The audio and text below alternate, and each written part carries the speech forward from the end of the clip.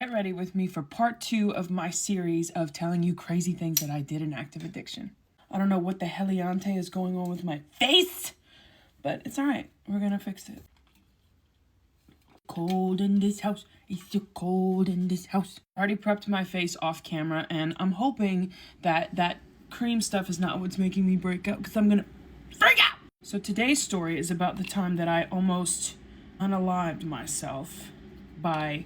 Bear with me, because I'm gonna have to speak in code, because there's a lot of crazy stuff in here. I'm very advanced in my dry good usage at this point, so I'm using a sharp thing to mainline these things straight into my system. Do you follow? This is the time that I almost offed myself by mainlining something that you're really not supposed to do, and if you do, it has to be administered by a doctor. And very slowly. It's a little blue round thing that starts with a V. And I had 2 of them that I cooked in the thing you eat cereal with. I filled up like 8 pointy things with them. And honestly, I may as well have gone to nursing school, because I was really good at hitting it every time. Bam, bam, bam, bam, bam. All 7 of them. Really quickly. Right up in there, because listen, when you are that hardcore into your addiction, there's a right way of doing things and there's every other way. Am I right? I wasn't doing anything unless I could mainline it. That's just where I was at that point. So aside from the guilt, shame, and general hatred for myself because I'm doing these things, I start to feel pretty good until I don't. For whatever reason, my back started like really hurting, and I started to like hunch over and couldn't take a full breath. Yes, this looks crazy, just bear with me. It's a process. Like, I'm starting to get concerned because I literally cannot breathe at this point. I can't even sit up straight. I'm sitting on the ground going, well, this is it. So I call over a friend of mine that I did these dried goods with, because I know that he went to veterinary school like 30 years ago. I'm not going to the hospital. Crazy? Now that we look like some sort of warrior, let's calm it down. Elf Concealer. He comes over and he manually checks my blood pressure, which is completely bottomed out, BT dubs. He's like, yeah, you gotta go to the hospital. And I'm like, nope. We do the next rational thing. He feeds me ice just to get the heart rate back up. See, I told you. And lo and behold, that does not work. And we just keep trying more. And I still can't breathe. I still can't sit up straight.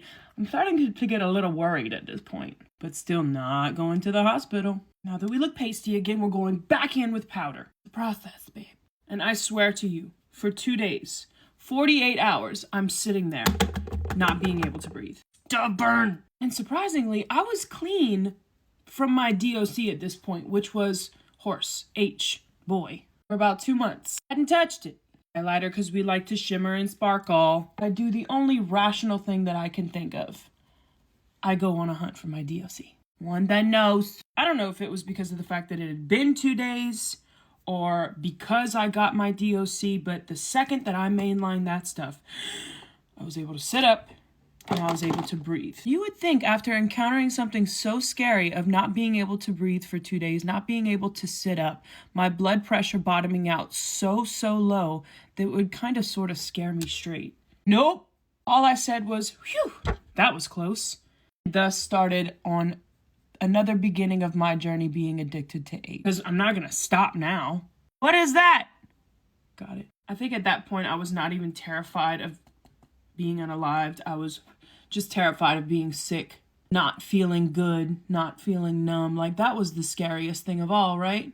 You're telling me that I have to deal with JC with no substances? No! Just not gonna do it. It's cold and I forgot to put my mascara, like, on a warm spot on my body. I use this to the bone. This is like the best mascara ever.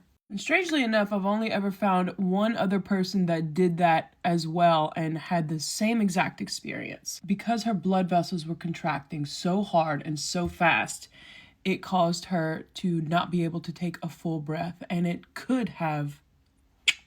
It didn't stop me from putting everything else in my vein. Whatever I could, really.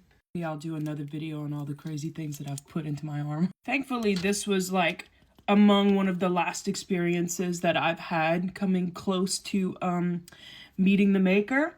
because this was like the end of my addiction and consequences were coming soon. Don't forget your under eye. But alas, still was not enough to scare me straight. I still went hard for as long as I did until I got arrested. I had no regard for my own safety. The only goal was to forget, to go numb. The goal of any addict. No, we're not choosing it over your families. We're not choosing it over you. Doesn't mean we don't love you. Nothing matters more than getting loaded because that's our escape. Hijacks the brain. If you or someone you know is struggling with addiction, learn about it. Learn as much as you can about it so that you can properly somebody and learn the difference between support versus enabling. Could save someone's life. I'm just out here trying to end the stigma on addiction because it is a disease. Stop judging people for coping in a different way that you do. Help them. We need it. I dye my hair so bad. Thanks for watching.